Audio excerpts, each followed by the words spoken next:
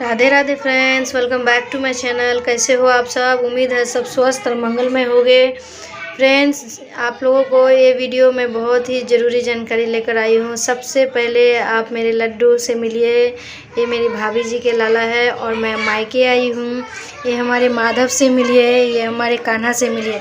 Friends, Kartik मास में जो है ये एकादशी पड़ती है, जिसका नाम है देव उत्थान या देव उठनी एकादशी भी कहते हैं। इस एकादशी में भगवान विष्णु हमारे हरि जो है 4 महीनों की निद्रा से विश्राम से जागते हैं, इसीलिए प्रबोधनी एकादशी या देव उठनी एकादशी के नाम से ही जाना जाता है। और इसी एकादशी में माता तुलसी का विवाह भगवान विष्णु के शालिग्राम अवतार से उनका विवाह किया जाता है। माता तुलसी का विवाह संपन्न किया जाता है। तो आप लोगों के यहाँ पे माता तुलसी का विवाह शालिग्राम जी के यानी भगवान विष्णु के साथ किया जाता है या नहीं, तो ये ज़रूर बताएं। फ्रेंड्स, जैसा कि आप लोग जानते हैं कि माता तुलसी की जो महिमा है कार्तिक मास में कई गुना बढ़कर है। माता तुलसी की जो पूजा दीपदान, उनका को जल से जो सींचता है उन पे माँ लक्ष्मी की असीम कृपा बनी रहती है। तो चलिए मैं बताती हूँ बहुत ही सरल तरीके से कि माता तुलसी का विवाह या उनकी पूजा किस तरह से किया जाता है। सबसे पहले मैं आपको पूजा बताऊंगी और ये भी बताऊंगी कि देव उत्थान एकादशी किस दिन पड़ रही है।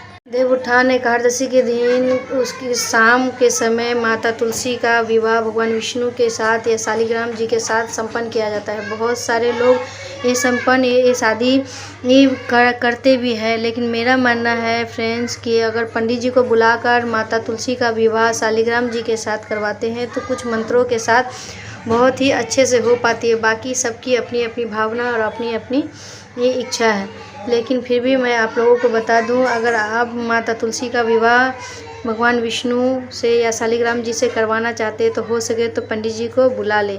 आगे मैं बताती हूँ कि किस तरह से सरल विधि से माता तुलसी का आप पूजा कर सकते हैं।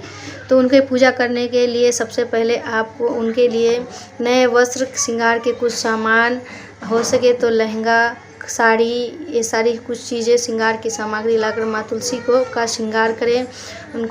उनके आगे दीप जलाएं, उनके लिए भोग तैयार करें। भोग में आप 11 पूरी, खीर और भी चीज़ या मौसमी फल का भी कर सकते हैं। आप मौसमी फलों का भी भोग लगा सकते हैं, या कुछ संप्रदाय में लोग पूरी, खीर, कुछ मौसमी फल, मिठाइयों का भोग लगाते हैं। हमारे यहाँ फल फ्रूट्स का ही भोग लगाया जाता है। इस दिन माता तुलसी का शालिग्राम जी के साथ विवाह कराने के लिए मंडप को अच्छे से सजाया जाता है। मंडप को सजाने के बाद माता तुलसी के आगे 5-7 दिए जलाइए और देसी घी के बाती दिए में घी डालकर आप दिए जलाने के बाद रोली से मंडप को अच्छे से सजाइए। और फूल से सजाने के बाद उसके बाद माता तुलसी का संपूर्ण श्रृंगार करने के बाद आप देखेंगे कि माता तुलसी की जो छवि है, उनका रूप जो है और दिनों की तुलना में कई ज़्यादा निखर गया है। उनसे उनकी नज़र नहीं हटेगी। तो माता तुलसी को शालिग्राम जी के साथ गठबंधन कीजिए, उसके बाद उनकी 7 परिक्रमा करिए। आप ये नियम, ये पूजा जो है छत पर भी कर सकते हैं, अगर आंगन में तुलसी के गमले हैं तो वहाँ भी कर सकते हैं, और साथ ही साथ आप इस पूजा को मंदिर या घर पे भी कर सकते हैं।